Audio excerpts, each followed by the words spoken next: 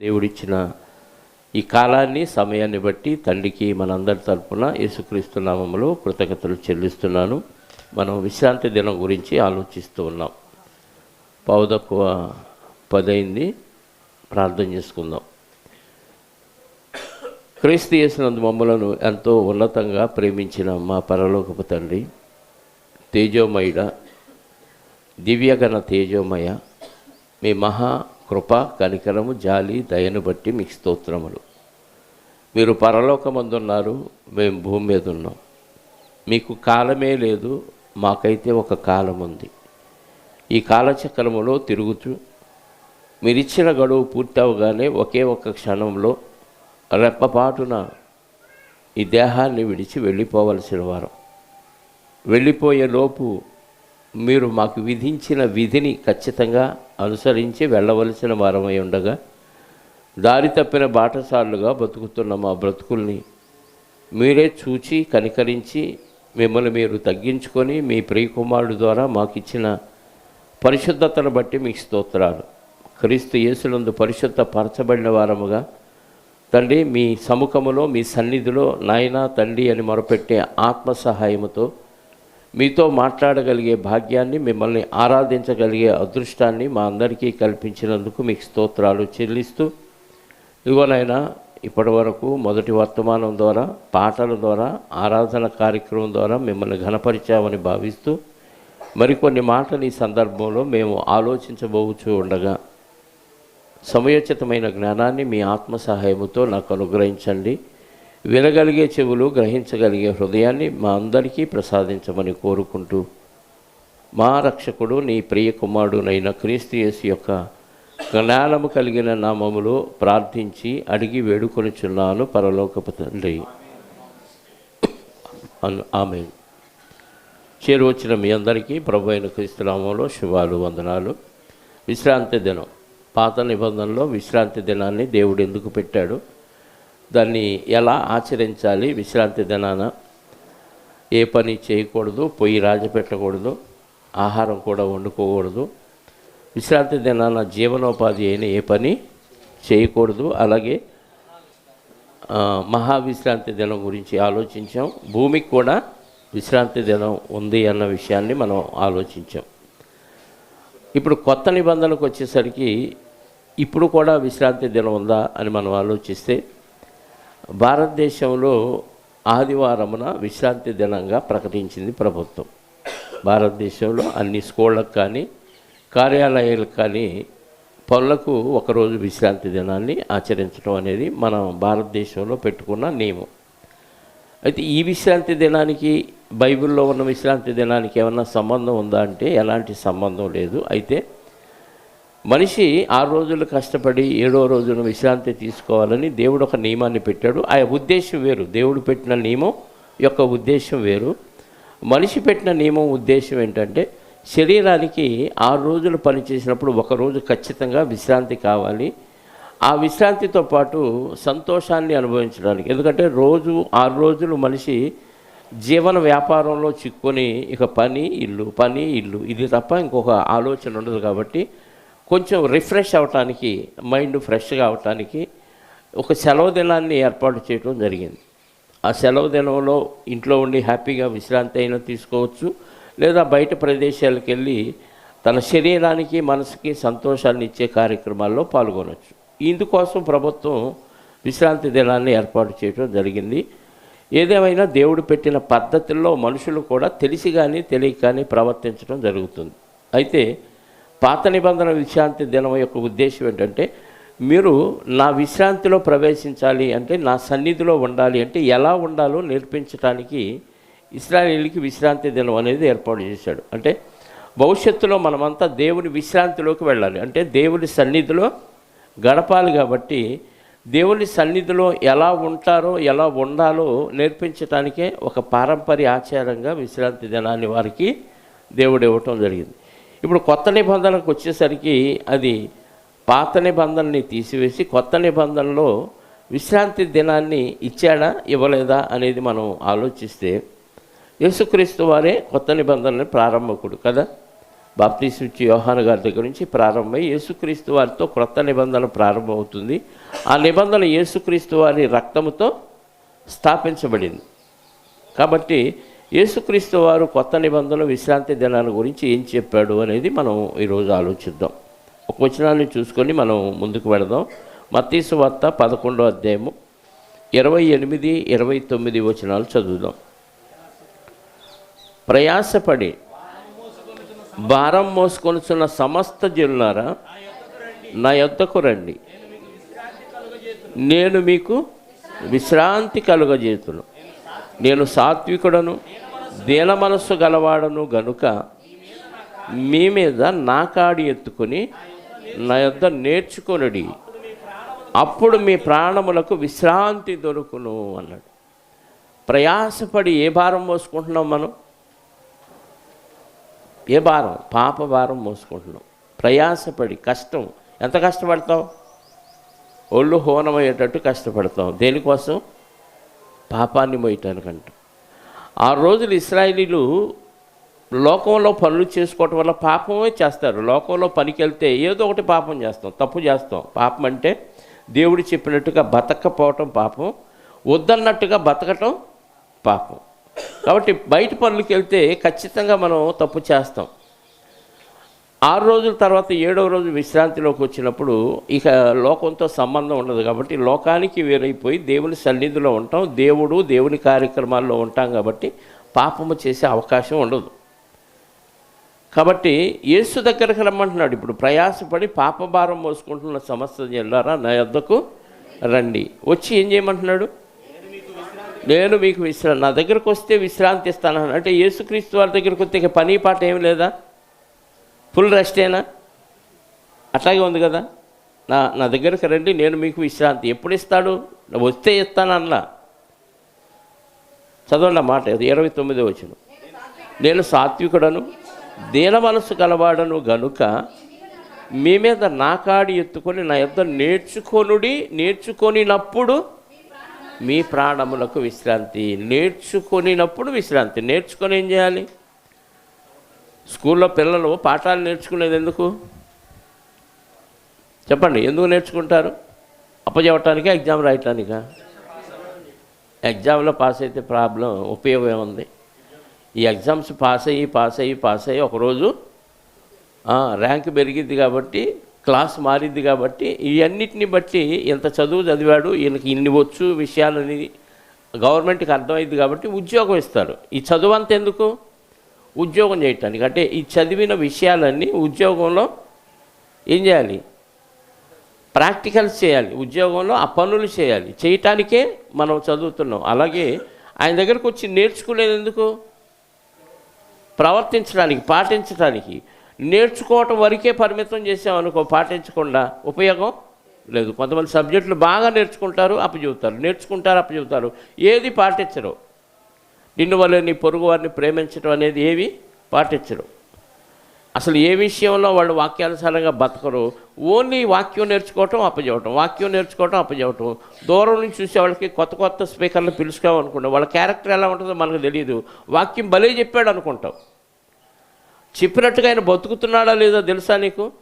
తెలీదు. అందుకే దూరపు కొండలు నున్నగా ఉంటాయి. భలే చెప్పాడు అనుకో. ఎందుకంటే సూటు బూటు వేసుకొని వచ్చేసి అలా వాక్యం చెప్పి వెళ్ళిపోగానే వాక్యం బాగా చెప్పాడు అనుకుంటావు, కానీ ఆయన ప్రవర్తన ఎలా ఉందో మనకి తెలియదు.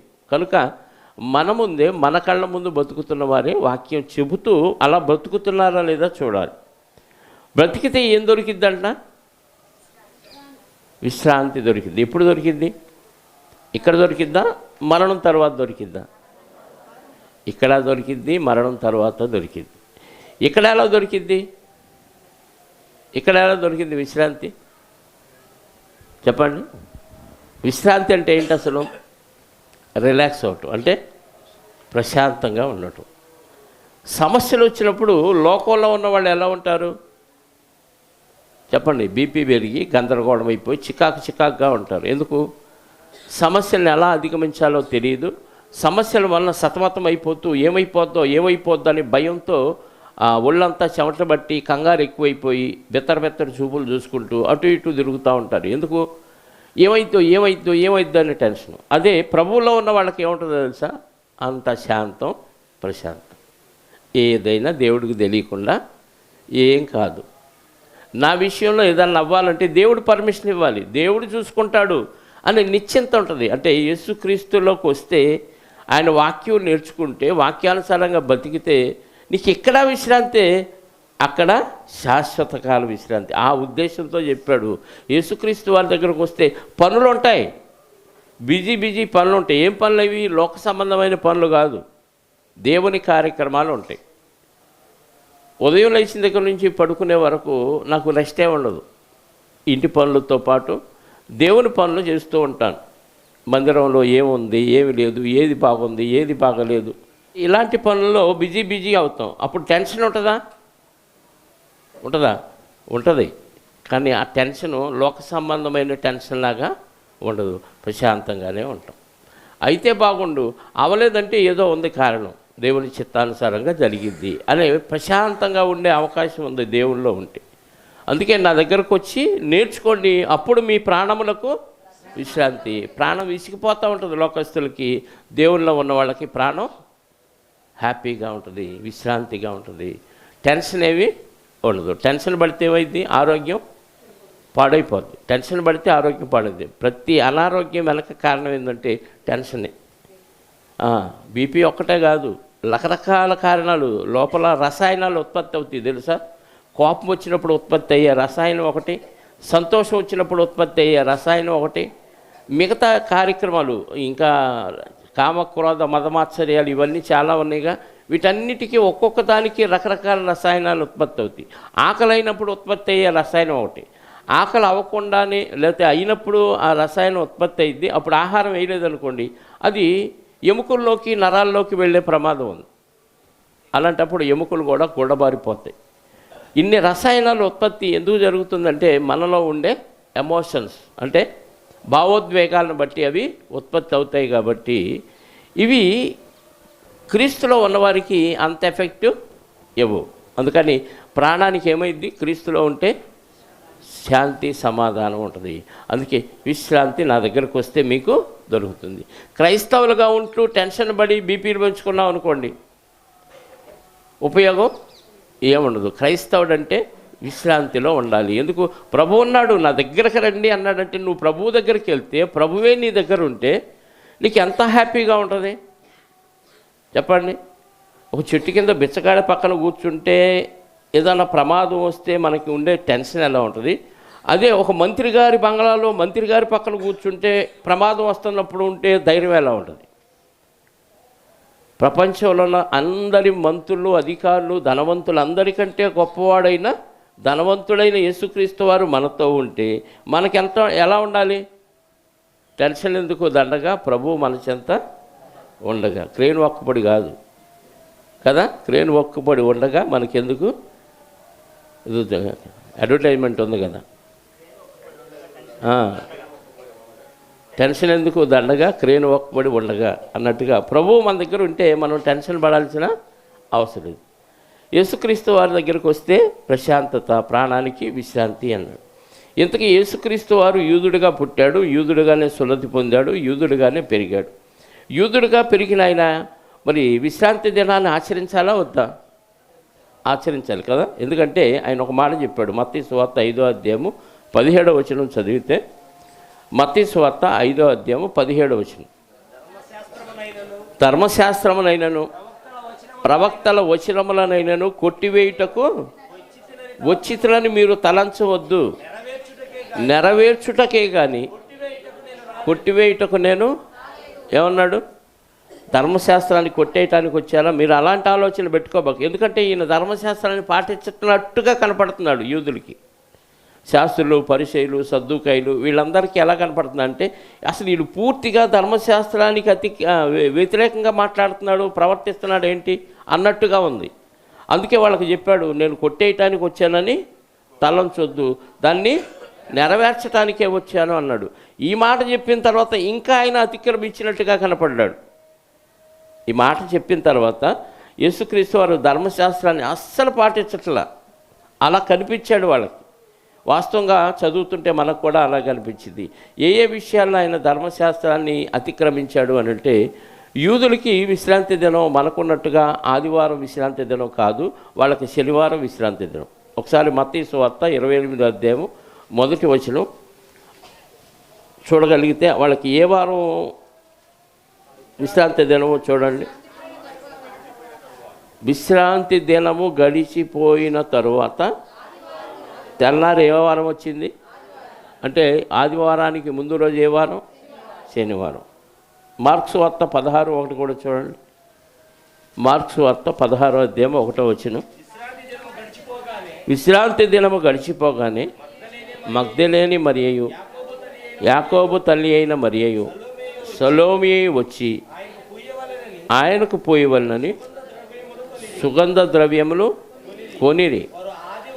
వారు ఆదివారమున పెందలకడ లేచి బయలుదేరి సూర్యోదయమైనప్పుడు సమాధి యొద్దకు వచ్చుచుండగా, విశ్రాంతి దినం గడిచిపోయిన తర్వాత వచ్చిన ఆ వారం ఏదంట? ఆదివారం. సమాధి దగ్గరికి వాళ్ళు వస్తున్నారు. అంటే విశ్రాంతి దినం ఏ వారం యూదులకి? శనివారం. ఇప్పుడు శనివారం ఏం చేయమన్నాడని మనం పాత నిబంధనలో 3-4 ఎపిసోడ్లు చదువుకున్నాం. విశ్రాంతి దినాన మీరు ఏ పని చేయకూడదు, మీ పశువులకు కానీ మీ ఇంట్లో దాసీలకు కానీ దాసులకు కానీ కూడా ఆహారం పెట్టకూడదు, వాటికి మేత కూడా వేయకూడదు, నీళ్లు కూడా పెట్టకూడదు. అంటే ఏ పని చేయకూడదు, అదే నేర్చుకున్నారు. ఏ పని చేయకూడదు అనేదే నేర్చుకున్నారు. మరి వచ్చి దేవుని సన్నిధిలో చేసే పనులేంటి? బలులు ఇస్తున్నారు, అర్పణలు ఇస్తున్నారు, పానీయ అర్పణలు ఇస్తున్నారు, పిండి ఇస్తున్నారు, నూనె ఇస్తున్నారు, ధూపం ఇస్తున్నారు, జంతువులను బలులుగా ఇస్తున్నారు, దేవుని సన్నిధిలో ఉండి సంతోషిస్తున్నారు, ఆనందిస్తున్నారు. ఈ పనులేనా? చెప్పాలి. పనులా కాదా? పనులే కదా. మరి ఏ పని చేయకూడదు అన్నప్పుడు ఇక్కడికి వచ్చేసేదేంటి అంటే, వాళ్ళకి ఏమర్థమైందంటే, ఏ పని చేయకూడదంటే వెళ్ళటం, ఆడ కూర్చోవటం, రావటం, వెళ్ళటం, దేవుని సన్నిధిలో కూర్చోవటం, రావటం అనుకున్నారు తప్ప మీ సొంత పనులు ఏమీ చేయకూడదు, లోక సంబంధమైన పనులు ఏం చేయకూడదు, సంపాదించడానికి ఏ పనులు చేయకూడదు, దేవుని పనులు మాత్రమే చేయాలన్న విషయం అర్థం కాలేదు. కొంతమందికి వాక్యం చెబుతున్నప్పుడు ఒక రకంగా అర్థమైంది, మరికొంతరికి మరొక రకంగా అర్థం. అపార్థాలకు దారితీసే అవకాశాలు చాలా ఉన్నాయి. మొన్న ఒక ఆయన ఫోన్ చేశాడు, ప్రశ్నలు అడుగుతూ ఉంటారు అప్పుడప్పుడు. జ్ఞానులు పశువుల తొట్టెలో యేసుక్రీస్తు వారు ఉన్నప్పుడే వచ్చారు అని వాదిస్తున్నాడు. నేను రెఫరెన్స్లు చూపించి చెప్తున్నా కానీ లూకా సువార్తలో ఇలాగే ఉంది కదా అంటాడు. మత్తయి సువార్తలో మరి ఇలాగుంది కదా అంటే, నేను లూకా గారిదే తీసుకుంటానంటాడు. నీకు ఒకటి ఫిక్స్ అయిపోయావు కదా, ఇంక అదే ఫిక్స్ అయిపో, వదిలే అన్నాను. ఎందుకు ఏం చెప్పినా అర్థం కాదు. అలా ఫిక్స్ అయిపోతారు కొంతమంది. దానికి ఏం చేస్తాం మరి? సంవత్సరాల తర్వాత 2 సంవత్సరాలలోపు మగపిల్లల్ని ఎందుకు చంపమన్నాడు హేరోదు గారు? వారు వచ్చినప్పుడు, గ్రాండ్లు వచ్చినప్పుడు ఇంటిలోనికి వచ్చారని ఉంది కదా, పశువులు పాకలోకి తొట్టిలోకి వచ్చారని లేదు కదా అంటే, లేదండి జ్ఞానులు గొర్రెల కాపర్లు ఒకేసారి పశువుల తొట్టిలో ఉన్న యేసుక్రీస్తు వారి దగ్గరికి వచ్చారు అని చెప్తున్నారు. చాలా పాటలు కూడా అలాగే ఉన్నాయి కాబట్టి ఆయన దాన్నే నమ్మేశాడు. ఇంకా చెప్పినా ఆయనకి అర్థం కాదు, అపార్థం అయిపోదు. అలాగే యూదులు, ఈ శాస్త్రులు, పరిచయులు, సద్దుకాయలకు కూడా దేవుని వాక్యం ఎలా అర్థమైందంటే, విశ్రాంతి దినాన ఏ పని చేయకూడదు అంతే, ఇక ఫిక్స్ అయిపోయారు. దేవుని సన్నిధిలోకి వచ్చి మనం పనులు చేస్తున్నాం కదా, ఈ కూడా పనులే కదా అనే ఆలోచన పెట్టుకోవాలి. బయట పనులు వద్దన్నాడు తప్ప దేవుని సన్నిధిలో పనులు వద్దన్న. అంటే దేవుని సన్నిధిలో ఆదివారమున ఎలా బ్రతకాలో, ఏం చేయాలో నేర్పించడానికే అది పెట్టాడు దేవుడు. అర్థమవుతుందా? ఆదివారం సొంత పనులు ఏవి చేయకూడదు. ఆదివారం నీ పనివారి చేత కూడా పనులు చేయించకూడదు. అలాని మొత్తం సోమరిగా ఉండి కూర్చోవాలా? కూర్చోమన్నా, దేవుని పని చేయమన్నాడు. అది అర్థం కాలేదు. అందుకే యేసుక్రీస్తు వారు ఈ మాట చెప్పేలకి ఇంకా వాళ్ళకి తీవ్రమైంది. విశ్రాంతి దినాన్ని కొట్టేయటానికి రాలేదు, నేను దాన్ని నెరవేర్చడానికే వచ్చాను అనేసరికి నెరవేరుస్తున్నాను అంటున్నాడు, మళ్ళీ అతిక్రమించినట్టుగా కనపడుతున్నాడు ఏంటని రోజు రోజుకి వాళ్ళకి కోపం పెరిగిపోయింది యేసుక్రీస్తు వారి మీద. ఏం చేశాడో చూడండి. విశ్రాంతి దినమున యేసుక్రీస్తు వారు మత్తయి సువార్త 12వ అధ్యాయము 1వ వచనం నుండి 6 వచనాలు చూద్దాం. 8. ఆ కాలమందు యేసు విశ్రాంతి దినమున పంట చేలలో బడి వెళుచుండగా శిష్యులు ఏం చేశారు? ఆకలి కొని వెన్నులు త్రుంచి తినసాగిరి. పరిసయ్యులు అది చూచి, ఇదిగో విశ్రాంతి దినమున చేయకూడనిది మీ శిష్యులు చేయుచున్నారని ఆయనతో చెప్పగా, ఆయన వారితో ఇట్లనెను. ఏం చెప్పారు? పంట చేలలో బడి వెళ్తున్నప్పుడు ఆకలి అయిందంట శిష్యుల కంటే. తిండి తిప్పలు మానేసి ప్రభువుని వెంబడించటం చేస్తున్నారు. వాళ్ళు పనులు మానేశారు. ఎప్పుడు మానేశారు? ఎప్పుడైతే ప్రభువు పిలిచాడో అప్పుడే వలలో చేపలు వాళ్ళ పడవలు మొత్తం వదిలేసి వచ్చారు. అంటే రోజు వాళ్ళు ఏ పనిలో ఉన్నారు? ప్రభు పనిలో ఉన్నారు. ఇక సొంత పనులు వాళ్ళు చేయట్లా. శనివారం మాత్రమే వాళ్ళు దేవుని సన్నిధిలో ఉండి మిగతా రోజులన్నీ సొంత పనులు చేసుకునే కార్యక్రమం మానేశారు. ఎందుకు? పిలిచింది ఎవరిని? జాలర్ని పిలిచాడు. పిలిచింది ఎవరు? యేసుక్రీస్తు వారు. అంటే యేసుక్రీస్తు వారు పిలుపందుకొని వస్తే శనివారం మాత్రమే విశ్రాంతి దినం, దేవుని పని, మిగతా రోజులు మన పని అనే ప్రసక్తి లేదు. మొత్తం దేవుని పనిలోనే ఉండాలి. శిష్యులు అదే పనిలో ఉన్నారు. అదే పనిలో ఉంటూ తిండికి కూడా సమయం లేని పరిస్థితిలో ఆయన వెంబడిస్తూ, ఆయనకి ఎక్కడికి వెళ్ళిపోతే అక్కడికి పరిగెత్తడమే వెళ్ళు. అలా వెంబడిస్తూ ఉన్న సమయంలో ఆకలి అయిందంట. అంటే ఆహారం తీసుకోవటానికి కూడా సమయం లేని బిజీలో ఉన్నారు వాళ్ళు యేసుక్రీస్తు వారిని వెంబడించడంలో. అలాంటి సమయంలో ఆకలి అయ్యి వాళ్ళు ఏం చేశారు? వెన్నులు అంటే పొలాల్లో ఉన్న కంకులు ఏవో ఉంటాయి కదా, ఆ జొన్నో మరి మొక్కజొన్నో లేకపోతే గోధుమ కంకులో ఏదో మొత్తానికి అవి పీక్కొని తెంచుకొని తింటున్నారు. ఆకలి అవుతుంది. ప్రయాణంలోనే రన్నింగ్ మీల్స్ వాళ్ళకి భోజనం. అప్పుడు శాస్త్రుల పరిచయాలు కూడా వెంబడిస్తున్నారు అండి. ఎందుకు? ఎక్కడ దొరుకుతాడా ఈయన? విశ్రాంతి దినాన్ని కొట్టేయటానికి రాలేదు, నేను ఆచరించడానికే వచ్చానని చెప్పాడు కదా. ఎంతవరకు ఆచరిస్తాడో చూద్దాం, ఎప్పుడు దొరుకుతాడని వెంబడిస్తూ ఉన్నారు వీళ్ళందరూ. అప్పుడు వాళ్ళు తెలిసినప్పుడు వాళ్ళు అడిగేశారు, వెంటనే కక్కేశారు. ఏమని? దొరికాడరా మనకి అనుకొని శిష్యుల మీద శిష్యులు చేస్తున్నారు కదా, నువ్వేంటి గద్దించవు వాళ్ళని. చాలామందికి ఈ తెగులు ఉంది. ఒకళ్ళని గద్దించకపోతే పక్షపాతం అనుకుంటారు. వాళ్ళు ఎందుకు గద్దించడు, వీళ్ళని ఎందుకు గద్దిస్తాడు, ఏమి బుర్ర ఆలోచన లేదు. పక్షపాతం అనుకొని వాళ్ళనే అంటాడు, నన్ను అంటాడు, వాళ్ళని అనడు. అసలు ఎవరిని అంటారా? ఎవరన్నారు? నిన్ను అన్నాను, నువ్వు సరి చేసుకో, నువ్వు ధన్యుడు అవుతావు. వాళ్ళకి చెప్పలేదు, వాళ్ళు సరి చేసుకోరు, వాళ్ళు దరిద్రులేగా. ఇప్పుడు ఆచరించే వాళ్ళకి ఫలితం వచ్చిద్దా? ఆచరించిన వాళ్ళకి వచ్చిద్దా? ఆచరించేవాళ్ళు కదా. నీకు చెప్పినప్పుడు నువ్వు సరి చేసుకున్నావా లేదా? వాళ్ళు చెప్తాను, వాళ్ళు వింటారా వినరా? అసలు ఎందుకు చెప్పట్లేదో కూడా ఆలోచించరు. వినని వాళ్ళకి ఎవడు చెప్పడు. లోకంలో చాలామంది ఉన్నారు, వెళ్ళి మీరు ప్రభువుని నమ్ముకోండి, మీరు మారు మనసు పొందని చెబుతాం. ఎవరికి చెప్పాలో ఆ సమయాన్ని బట్టి, దానికి ప్రతిదానికి సమయం ఉంది. వాక్యం చెప్పడానికి కూడా సమయం ఉంది. సమయం అనక అసమయం అనక వాక్యం ప్రకటించాలి లేదు. ప్రయాసపడటానికి సమయం అసమయం లేదు, కానీ వాక్యం ప్రకటించడానికి సమయం ఉంది. విత్తనాలు ఎప్పుడేయాలి? ఎండాకాలం బాగా నేలంతా బీడుబారినప్పుడు విత్తనాలు ఎత్తే వస్తాయా? రావు కదా. తొలకరి వర్షం పడాలి, భూమి తడవాలి, మెత్తబడాలి, దున్నాలి, అప్పుడు విత్తనాలు వేస్తే మొలకలు వస్తాయి. ఎప్పుడు పడితే అప్పుడు విత్తనాలు ఎత్తే మొలవు. అలాగే మనుషుల హృదయాలు కూడా మెత్తబడినప్పుడు అప్పుడు విత్తనం, వాక్యం అనే విత్తనం నాటితే ఎదిగింది. ఎప్పుడు పడితే అప్పుడు నాటితే వాడు మంచి టెన్షన్లో ఉంటాడు. పనులు బిజీగా ఉండి ఏమీ అర్థం కాక, పనులు సరిగా అవ్వక టెన్షన్లో ఉన్నప్పుడు నువ్వు ప్రభువుని నమ్ముకో, మారు మనసు పొందు, లేకపోతే నరకానికి పోతావు అనుకో, లాగిపెట్టి కొడతాడు. ఎందుకు? నా టెన్షన్తో నేను చెప్తుంటే ఈడేంట్రా బాబు ఇప్పుడు వచ్చి ఇలా చెప్తున్నాడని. సమయం అసమయం అనక ప్రయాసపడాలి తప్ప ప్రకటించడానికి సమయం అసమయం. పౌలు గారు కూడా సమయం వచ్చినా ఆయన ప్రకటించకుండా వెళ్ళిపోయిన సందర్భాలు కూడా ఉన్నాయి. రైట్, మన పాయింట్లోకి వద్దాం. విశ్రాంతి దినాన్ని ఆచరిస్తాను. నేను ధర్మశాస్త్రాన్ని ఆచరిస్తానికే వచ్చాను, కానీ దాన్ని నెరవేర్చడానికి వచ్చాను, కానీ దాన్ని కొట్టివేయటానికి రాలేదని యేసుక్రీస్తు వారు విశ్రాంతి దినాన్ని శిష్యులు వెళుతూ కంకులు గుంచుకొని తింటంటే శాస్త్రులు పరిచయాలు అడిగారు, మీ శిష్యులు ఎందుకు విశ్రాంతి దినాన్ని ఆచరించట్లేదు అని అడిగినప్పుడు ఆయన వారితో ఇట్లా, నేను తానును తనతో కూడా ఉన్న వారును ఆకలి కొని ఉండగా దావీదు చేసిన దాన్ని గురించి మీరు చదవలేదా? పాత నిబంధనల సందర్భాన్ని తీసుకొచ్చి చెప్తున్నాడు.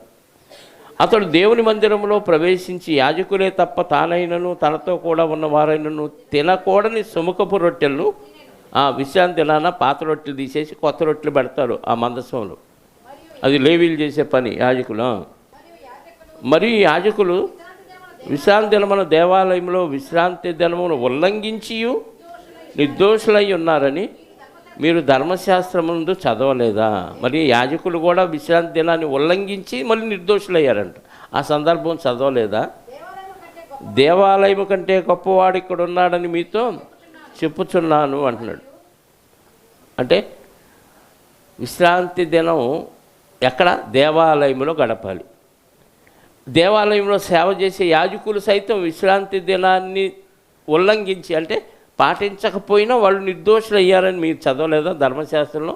ప్లస్ దావీదు గారు తనతో కూడా ఉన్నవారు విశ్రాంతి దినాన సముఖపు రొట్టెలు తిన్నారు, వాళ్ళు కూడా నిర్దోషులయ్యారు. అంటే విశ్రాంతి దినములో ఏదో చెయ్యకూడదు చేసినట్టుగా మీకు అనిపిస్తుంది, కానీ వాళ్ళు చేసింది తప్పు కాదు అంటున్నాడు దేవుడు. వీళ్ళ దృష్టితో చూస్తే, శాస్త్రులు పరిశీలన దృష్టితో చూస్తే విశ్రాంతి దినం ఖచ్చితంగా అసలు ఏ పని చేయకూడదు అన్నట్టుగా వాళ్ళు ఫిక్స్ అయిపోయారు. విశ్రాంతి దినాన ఇవన్నీ ఆలోచిస్తే ఏవో కొన్ని చేయొచ్చు అన్నట్టుగా కనపడుతుంది మనకి. అవి చేసి కూడా యాజకులు నిర్దోషులై ఉన్నారు. అది తిని కూడా దావీదు గారు తనతో కూడా ఉన్నవారు నిర్దోషులై ఉన్నారనేది మనకు అర్థమవుతుంది. అంటే విశ్రాంతి దినం పూర్తిగా పని పాట మానేసి ఉండమని కాదు దేవుడు చెప్పింది. కొన్ని పనులు చేయటానికి అర్హత ఉంది అని చెప్తున్నాడు. అవి ఏ పనులు అనేది మనం ఆలోచించాలి. మళ్ళీ కిందకు వస్తే 9వ వచనం నుండి 12వ అధ్యాయము మత్తయి సువార్త 9వ వచనం. ఆయన అక్కడి నుంచి వెళ్ళి వారి సమాజ మందిరంలో ప్రవేశించి, ఇదిగో మోస చేయగలవాడు ఒకడు కనబడెను, వారు ఆయన మీద నేరం మోపవాలని ఏమన్నారు? విశ్రాంతి దినమున అంటే పని చేశాడా యేసుక్రీస్తు వారు? చెప్పిన మాట ఏంటి? విశ్రాంతి దినాన్ని నేను నెరవేర్చడానికి వచ్చానన్నాడు. అంటే విశ్రాంతి దినం ఆచరిస్తానన్నాడు. ఆచరిస్తానన్న ఆయన ఏం చేశాడు? అక్కడేమో వెన్నులు దుంచుకొని తింటుంటేనేమో వాళ్ళు అడిగితే దానికి రెఫరెన్స్లు చెప్పాడు. ఇక్కడికి వచ్చేసరికి ఊస చేయగలవాడు, అంటే చెయ్యి సన్నగా ఉంది, అలాంటి వాడిని యేసుక్రీస్తు వారు ఏం చేశాడు? బాగు చేశాడు.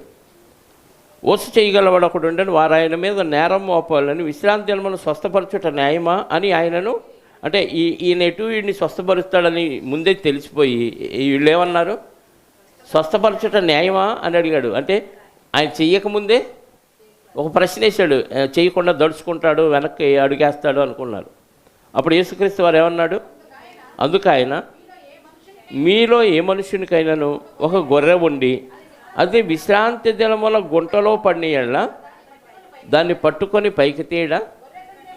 గొర్రె కంటే మనుషుడు ఎంతో శ్రేష్ఠుడు, కాబట్టి విశ్రాంతి దినముల మేలు చేయుట ధర్మమే అని నీ చెయ్యి చాపమని అనెను ఆ ఊస చేయగలవానితో. వాడు చెయ్యి చాపగా రెండవ దాని వల్ల అది బాగుపడెను.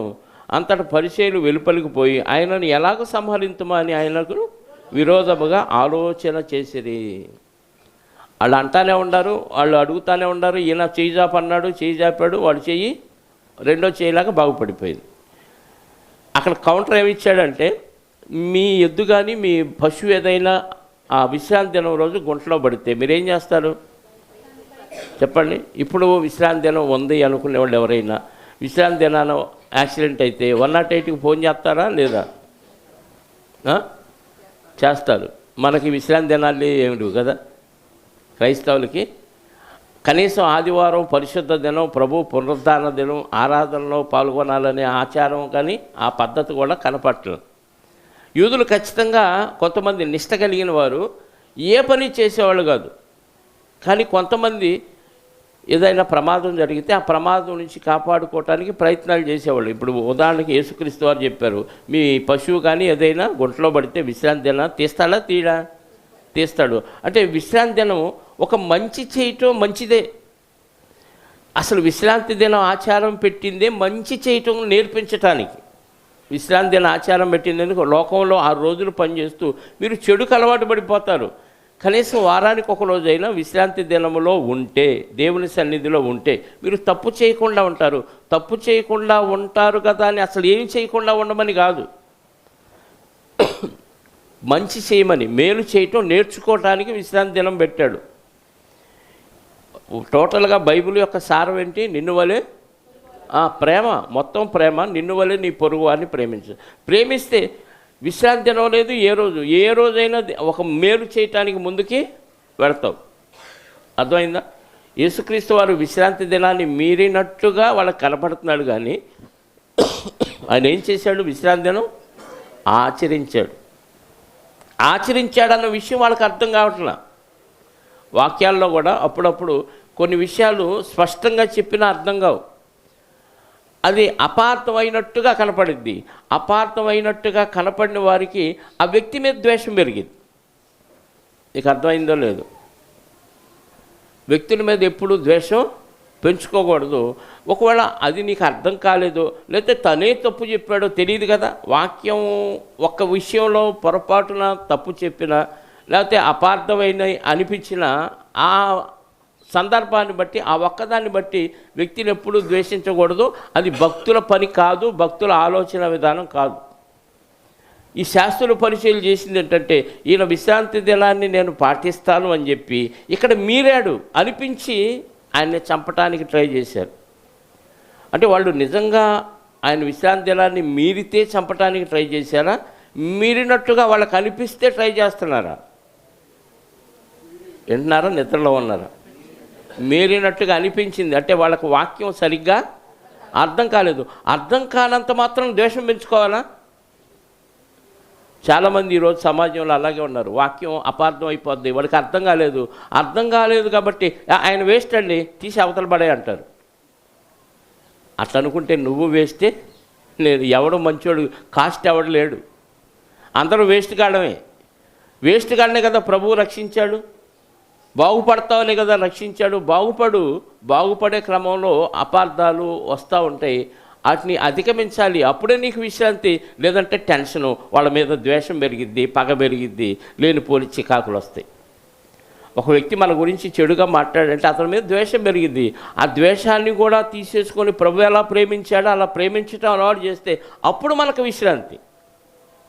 ఇవన్నీ తీసేసుకుంటేనే మనం ఆరోగ్యంగా ఉంటామండి.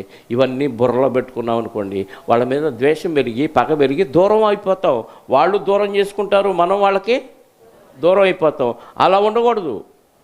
విశ్రాంతి దిన ఆచారం పెట్టిందే అందరూ కలిసి ఉండటానికి, సమాజముగా కూడి ఒకరినొకరు అర్థం చేసుకొని ప్రేమను ఒకరికొకరు పంచుకోవటానికి విశ్రాంతి దినం పెట్టాడు. అంటే మేలు చేయటానికి పెట్టాడు. విశ్రాంతి దినం ఏం చేయటానికి? మేలు చేయటానికి పెట్టాడు తప్ప విశ్రాంతి దినంలో రోజు కూడా కొట్లాడుకున్నారనుకోండి, ఇంకా విశ్రాంతి దిన ఆచారమే వేస్ట్. దేవుని సన్నిధిలో ఉంటే ఎలా ఉంటావో నేర్పించడానికి, ఎలా ఉండాలో నేర్పించడానికి విశ్రాంతి దినాన్ని పెట్టాడు తప్ప ఇక్కడ కూడా వచ్చి కొట్లాడుకుంటే, ఈర్ష్య పెట్టుకుంటే, పగ పెట్టుకుంటే ఇంకా నీకు దేవుడు భక్తి బోధ ఏమీ అర్థం కాలేదని అర్థం. ఆయన చేసింది న్యాయమే. విశ్రాంతి దినాన్ని మీరినట్టుగా కనపడుతుంది, కానీ ఆయన ఆచరించాడు. ఎలా ఆచరించాడంటే మేలు చేస్తున్నాడు. ఒక వ్యక్తికి మేలు చేస్తున్నాడు కాబట్టి విశ్రాంతి దినములో మేలు చేయటం ధర్మమే అన్న విషయం ఆ శాస్త్రులకి పరిచయాలకు అర్థం కాలేదు. ఈనాటి క్రైస్తవులకు కూడా అర్థం కాలేదు. చాలామంది ఉన్నారు శనివారమే విశ్రాంతి దినం, అది యూదులకి. కానీ ఇప్పటికి కూడా శనివారమే మనం ఆరాధించాలి, ఆదివారం మీరు ఆరాధించకూడదని ఎల్లమ్మటి వచ్చి చాలామందిని ఆదివారం చర్చిలకు వెళ్ళే వాళ్ళని చెడగొడుతున్న వాళ్ళు బ్యాచీలు ఉన్నారు కొంతమంది. తెలుసా మీకు? ఎవరింటికి వచ్చినా మాకు తెలుసులే, నువ్వు నోరు మూసుకొని వెళ్ళిపోండి అని పంపించండి. కాకపోతే చాట్లో కాసిన బియ్యం వేసి పంపించండి, బిచ్చగాడికి వేసినట్టుగా. విశ్రాంతి దినం లేదు ఇప్పుడు. క్రైస్తవుడికి ప్రతిరోజు పండగే, ప్రతిరోజు విశ్రాంతి దినమే. ఎందుకు? దేవుని సన్నిధిలో ఉన్నాం, మేలు చేసే కార్యక్రమాల్లో ఉన్నాం. ఈ క్రిస్మస్ సందర్భంగా మనం అందరం విశ్రాంతి దినాన్ని ఆచరించాలి. క్రిస్మస్ దినాలు కదా, నవంబర్ 25 నుంచి డిసెంబర్ 25 వరకు ఇంకా కొద్దిగా పొడిగిస్తే యేసుక్రీస్తు వారు సున్నతి పొందిన దినం జనవరి 1వ తారీఖు, అంటే 8వ రోజు సున్నతి పొందాడు కాబట్టి డిసెంబర్ 25 పుట్టాడు అనుకుంటే 8 రోజులకి ఆయనకి సున్నతి జరిగింది. ఈ నెల 8 రోజులు నవంబర్ 25 నుంచి క్రైస్తవులు కొంతమంది విశ్రాంతి దినాచారాలు పాటిస్తూ ఉంటారు. ఎలా? బట్టలు లేని వాళ్ళకి బట్టలు ఇవ్వటం, ఆహారం లేని వారికి ఆహారం పెట్టడం. కనీసం ఈ నెల రోజులైనా ఈ కార్యక్రమాలు చేస్తున్నారు, సంతోషం. మనం అది కూడా చేయకపోతే మనం కూడా విశ్రాంతి దినంలో ఉన్నట్టుగా లేవు. విశ్రాంతి దినం అంటే ఎదుటివాడికి ఏం చేయాలి? మేలు చేయాలి. ఏం మేలు చేస్తాం? ఎదుటివాడికి ఏం మేలు చేస్తాం? ఆహారం లేని వాడికి ఆహారం పెట్టాలి, వస్త్రాలు లేని వారికి వస్త్రాలు ఇవ్వాలి, ఇంకా నీళ్లు లేని వారికి నీళ్ళు ఇవ్వాలి, రోగి అయి ఉంటే పరామర్శించాలి, చెరసాల్లో ఉంటే పరామర్శించాలి. ఈ కార్యక్రమాలు చేయకుండా నేను క్రైస్తవుడిని, పండగ చేశాను, పైన స్టార్ పెట్టాను, ఇంటికి రంగులు వేసాను, లైటింగ్ వేసానంటే ప్రయోజనం ఏముంది? నీ సంతోషం కోసం నీ ఇంటికి రంగు వేసుకున్నావు, నీ ఇంటికి లైటింగ్ వేసుకున్నావు, నువ్వు ఆనందిస్తున్నావు, నీకే వండుకున్నావు, నీ కొరకే తింటున్నావు. ఎదుటివాడికి మేలేమి చేయట్లా. ఎదుటివాడికి మేలు చేయని పండగ ఎందుకు దండగా కదా? నామకార్థంగా కొంతమంది మాత్రం ఈ కార్యక్రమాలు చేస్తూ ఉంటారు. ఏదేమైతే ఎదుటివాడికి సహాయం చేస్తున్నారు, మేలు చేస్తున్నారు. అంటే విశ్రాంతి దినం పెట్టింది ఎందుకంటే ఎదుటివారికి మేలు చేయటానికి. యేసుక్రీస్తు వారు అదే చేశాడు. కానీ శాస్త్రులు పరిచయాలకు అది జీర్ణం కాలేదు. విశ్రాంతి దినాన ఏం చేశాడంటే ఆయన అంతటా పరిచయాలు 14వ వచనం, వెలుపలికి పోయి ఆయనను ఎలాగూ సంహరించమని ఆయనకు విరోధముగా ఆలోచన చేసిరి. అంటే యేసుక్రీస్తు వారు వీళ్ళకి అర్థం కాని విశ్రాంతి దిన ఆచారం గురించి నేర్పిస్తున్నాడు. నేర్చుకోకపోగా ఈయన మీదే వ్యతిరేకత చూపిస్తున్నారు వాళ్ళు. లూకా సువార్త 4వ అధ్యాయము 31వ వచనం నుండి. లూకా సువార్త 4వ అధ్యాయం 31వ వచనం నుండి. అప్పుడు ఆయన గలిలయలోని కపెర్నహూము పట్టణమునకు వచ్చి విశ్రాంతి దినమున వారికి బోధించుచుండెను. అంటే వారు వారానికి ఒకసారి విశ్రాంతి దినాన మందిరంలో చేరతారు, బోధ వింటారు, వెళ్ళిపోతారు, ఆరాధిస్తారు. ఆయన వాక్యం అధికారముతో కూడినది ఉండెను కనుక వారు ఆయన బోధకు ఆశ్చర్యపడి, ఆ సమాజ మందిరంలో అపవిత్రమైన దయ్యము పట్టిన వాడొకడు ఉండెను. వాడు నజరేయుడైన యేసు, మాతో నీకేమి? మమ్మల్ని నశింపచేయ వచ్చితివా? నీవెవడవో నేను ఎరుగుదును, నీవు దేవుని పరిశుద్ధుడు అని బిగ్గరగా కేకలు వేశాను. అందుకు యేసు ఊరకుండము, ఇతన్ని వదిలిపొమ్మని వారిని గద్దింపగా దయ్యము వారి మధ్యను పడదోసి వానికి ఏ హానియు చేయక వదిలిపోయాను. అందుకు అందరూ విస్మయం ఉంది. ఇది ఎట్టి మాట, ఈయన అధికారముతోనూ బలముతోనూ అపవిత్రాత్మలకు ఆజ్ఞాపింపగానే అవి వదిలిపోవచ్చున్నవని ఒకరితో ఒకడు చెప్పుకోండి. అంతటా ఆయనను గూర్చి సమాచారం ఆ ప్రాంతములంతటా దెయ్యమే గెలుక్కుంది ఈయన్ని కదా. ఆయన ఏమన్నా దెయ్యం పట్టినోడు రా నేను వదిలేస్తానన్నాడా? ఆయన సమాజ మందిరంలో వాక్యం బోధిస్తుంటే ఆ దయ్యం పట్టినోళ్ళలో ఉన్న దయ్యాలు మాట్లాడుతుంది ఏమని? సర్వోన్నతుడైన దేవుని కుమారుడా, నీవు నజరేయుడవైన యేసు, మాతో నీకేమి? మమ్ము నశింపచేయ వచ్చితివా? నీవెవడవో మాకు మేము ఎరుగుదుము, నీవు దేవుని పరిశుద్ధుడు అని బిగ్గరగా కేకలు వేశాను. ఆ దయ్యం యేసుక్రీస్తు వారి గుట్టు బయట పెట్టింది. దయ్యం చెప్పినా వీళ్ళకి అర్థం కాలేదు. అది విచిత్రం. మామూలోడు చెబితే అర్థం కాలేదంటే ఓకే, దయ్యం ఏంటి, ఈయన గురించి ఎలా చెప్పటం ఏంటి అని ఆశ్చర్యపోవాల్సింది. ఆశ్చర్యపోకపోగా వాళ్ళు అక్కడ వ్యతిరేకించారు. ఈయన కూడా ఆదివారం సమాజ మందిరంలోకి బోధిస్తున్నప్పుడే ఆ కార్యక్రమం జరిగింది చూడండి. అప్పుడు వీడికి ఏ హాని చేయకుండా వీడిని వదిలిపో. విశ్రాంతి దినాల ఒక దయ్యాన్ని వదిలించడం పాపం వాళ్ళ దృష్టిలో, శాస్త్రులు పరిచయులు సద్దుకాయల దృష్టిలో అది పాపం. కానీ యేసుక్రీస్తు వారు ఒక వ్యక్తికి పట్టిన దయ్యాన్ని వదిలించి మేలు చేశాడు. అంటే విశ్రాంతి దినాన్ని ఆచరించాడా, మీరాడా? ఆ మీరినట్టుగా బాహ్యంగా కనపడుతుంది కానీ ఆచరించినట్టుగా దేవుని చిత్తానుసారంగా ఆలోచిస్తే ఆయన ఆచరించినట్టుగా కనపడుతుంది. అంతేనా? ఆ దెయ్యమే కెలుక్కుంది.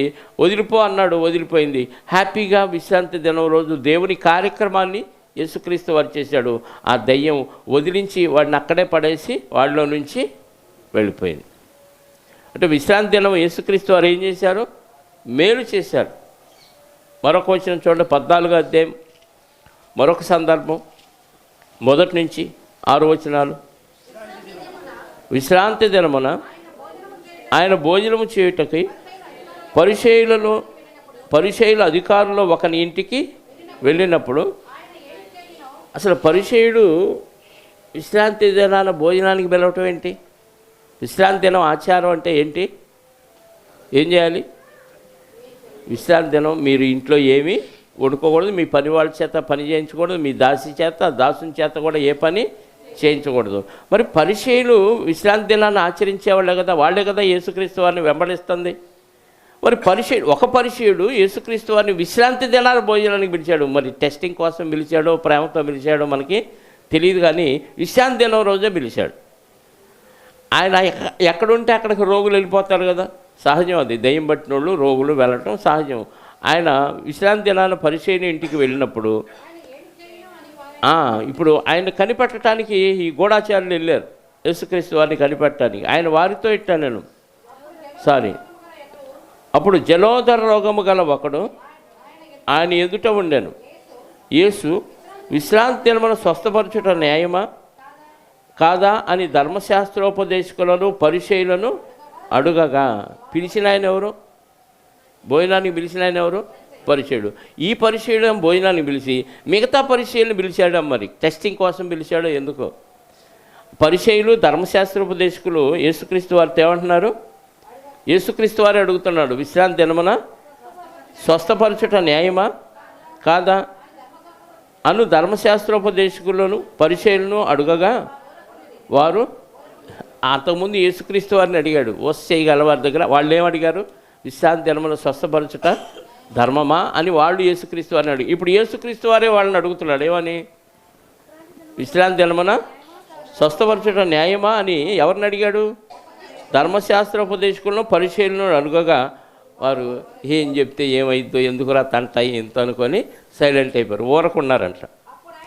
అప్పుడు ఆయన వారిని చేరదీసి స్వస్థపరిచి పంపివేసి, మీలో ఎవని గాడిది అయినను ఎద్దైనను గుంటనో పడిన ఎడల విశ్రాంతి దినమున దాన్ని పైకి తీయడా అని వారిని అడిగాను. ఈ మాటలకు వారు ఉత్తరము, స్వస్థపరచుట న్యాయం అన్నప్పుడు సైలెంట్గా ఉన్నారు. మీలో ఎవడి గాడిదైనా ఎద్దైనా గుంటలో పడితే విశ్రాంతి దినాన్ని పైకి తీస్తాడా? సైలెంట్గా ఉంటాడా? రేపు తీద్దామని ఆగుతాడా? చెప్పండి. వెంటనే తీస్తాడు కదా అని అడిగితే దానికి కూడా వాళ్ళు సమాధానం చెప్పలేకపోయారు. పిలువబడిన వాడు భోజన పంక్తిని అగ్రపీఠం ఏర్పరచుకుంటూ చూచి, ఇంకొద్దులండి అంతవరకు చాలు. విశ్రాంతి దినాన యేసుక్రీస్తు వారు ఏం చేశాడు? ఇక్కడ కూడా స్వస్థపరిచాడు. అంటే విశ్రాంతి దినం మేలు చేయుట ధర్మశాస్త్రానుసారంగా ధర్మమే. వాళ్ళకేమర్థమైంది? విశ్రాంతి దినం అసలు ఏ పని చేయకూడదు అన్నట్టుగా అర్థమైంది, కానీ విశ్రాంతి దినాన్ని ఈయన వెంబడించడం తప్పు అన్న విషయం కూడా తెలియట్లా. ఈయన ఎలా టెస్ట్ చేసి ఎలా ఇరికిద్దామని ఆ దేవుని సన్నిధిలోకి వెళ్ళవలసిన వీళ్ళు యేసుక్రీస్తు వారిని వెంబడించే కార్యక్రమంలోకి వెళ్ళిపోయారు శాస్త్రులు పరిచయం. మిగతా భాగం వచ్చేవారం మాట్లాడుకుందాం, ప్రార్థన చేసుకుందాం. క్రీస్తు యేసునందు మమ్మలను ఎంతో ఉన్నతంగా ప్రేమించిన మా పరలోకపు తండ్రి, మీ నిత్య సంకల్పాన్ని బట్టి ఇదిగో నాయన, మేమంతా మీ పిల్లలుగా చేర్చడానికి మీరు ఇచ్చిన అవకాశాన్ని బట్టి స్తోత్రాలు. జగత్తు పునాది వేయబడక మునిపే మీ ప్రియ కుమారుని నియమించి యుగముల సమాప్తి యందు ఆయన్ని పంపించి ఆయా కాలాల్లో ఇచ్చిన ధర్మశాస్త్రాన్ని తండ్రి ఆయన పాటించి నెరవేర్చి కొట్టివేశాడు అని మాకు రుజువు చేస్తున్న విధానాన్ని బట్టి స్తోత్రాలు. మరి ముఖ్యంగా ఆనాటి ఇశ్రాయేలీలు యూదులు విశ్రాంతి దిన ఆచారాన్ని ఒక పారంపర్య ఆచారంగా మూఢంగా ఆచరించారే తప్ప మీ అందరి భయభక్తులు కలిగి జీవించే విధానం నేర్పించటానికే, మీ సన్నిధిలో ఉంటే ఎలా ఉంటుందో వారికి తెలియచేయటానికే ఇచ్చారన్న విషయాన్ని కూడా మర్చిపోయి వాక్య భావాన్ని వారు విడిచిపెట్టి అక్షరాలను పట్టుకొని వేలాడుతూ అనేకులను దోషులుగా చూస్తూ తను దోషులైపోతున్న పరిస్థితిని మాకు చూపించారు. ఈ కుమారుడు కూడా విశ్రాంతి దినాన్ని ఆచరించక దాన్ని అతిక్రమించినట్టుగా కనిపిస్తున్నాయి, కానీ బాహ్యంగా చూస్తే ఆత్మీయంగా చూస్తే మీరు పెట్టిన ఉద్దేశాన్ని, విశ్రాంతి దిన ఆచారం ఎందుకు పెట్టారన్న విషయాన్ని ఆయన నెరవేర్చినట్లుగా మీ వాక్యాన్ని బట్టి మాకు అర్థమవుతుంది నాయన. మా మనోనేత్రాలు వెలిగించి అర్థమయ్యే రీతిలో తెలియచేసిన విధానాన్ని బట్టి మీకు స్తోత్రాలు కృతజ్ఞతాస్తుతులు చెల్లిస్తూ ఇదిగోనైనా ప్రకటించిన ప్రకటనలు జ్ఞాపకం చేసుకోండి. ఆ ప్రకటనలన్నీ ఆ క్రమంగా చక్కగా అనుకూలంగా మీకు మహిమకరంగా జరిగించండి. ఇదిగోనైనా అల్పాహారం తెచ్చిన కమల్ కుమార్ గారిని జ్ఞాపకం చేసుకోండి. వారికి ఇచ్చిన ఆరోగ్యాన్ని బట్టి, మరి పూర్వపు స్థితి షాపులో మరలా ఆయనకి ఇచ్చిన విధానాన్ని బట్టి మీకు కృతజ్ఞతలు చెల్లిస్తూ ఆ పదార్థాలని వాక్యం ద్వారా పవిత్రపరచండి. తినుచున్న వారికి శక్తిని బలాన్ని దయచేసి కష్టపడి ఖర్చుపడి తెచ్చిన వారికి రెట్టింపు ఆశీర్వాదాన్ని అనుగ్రహించండి. వచ్చిన బిడ్డలందరినీ సురక్షితంగా వారి కుటుంబాలకు చేర్చండి. వచ్చిన వారిలో ఎవరెవరికి అనారోగ్యం ఉందో, ఎవరెవరికి ఆర్థిక సమస్యలు ఉన్నాయో, ఎవరెవరికి మానసిక బలహీనత రుగ్మతలు ఉన్నాయో వారందరికీ శాంతిని, సమాధానాన్ని, ఆరోగ్యాన్ని, మనశ్శాంతిని అనుగ్రహించండి. ఇదిగోనైనా తిరిగి మీ పిల్లలు సురక్షితంగా వారి కుటుంబాలకు చేర్చి మీ చిత్తమైతే మీ కుమారుని రాకడా ఆలస్యమైతే మరొకసారి కలుసుకోవటానికి కృపాక్షేమాలు మా అందరికీ దయచేయమని కోరుకుంటూ మళ్ళా గురువారం తండ్రి మీ సన్నిధిలో 3 సంఘాల్లో చేరి ప్రపంచం అంతా అనుకున్నట్టుగా క్రిస్మస్ గురించిన విషయాలు మీ పిల్లలతో మాట్లాడే భాగ్యాన్ని అనుగ్రహించమని కోరుకుంటూ జరగవలసిన కార్యక్రమాలన్నీ మీ చేతులకు అప్పగించుకుంటూ మా రక్షకుడు నీ ప్రియకుమారుడైన యేసుక్రీస్తు వారి యొక్క కృతజ్ఞత కలిగిన నామములో ప్రార్థించి అడిగి వేడుకొనుచున్నాను పరలోకపు తండ్రి, ఆమేన్. మనందరి కన్న తండ్రి అయిన దేవుని ప్రేమ, ఆయన ప్రియకుమారుడైన యేసుక్రీస్తు వారి కృప, పరిశుద్ధాత్మ యొక్క అన్యోన్య సహవాసము ఇప్పుడు ఎల్లప్పుడూ సకల పరిశుద్ధులకు సదాకాలము తోడయుండి నడిపించునుగాక. ఆమేన్. అందరికీ యేసుక్రీస్తు నామములో శుభాలు, వందనాలు.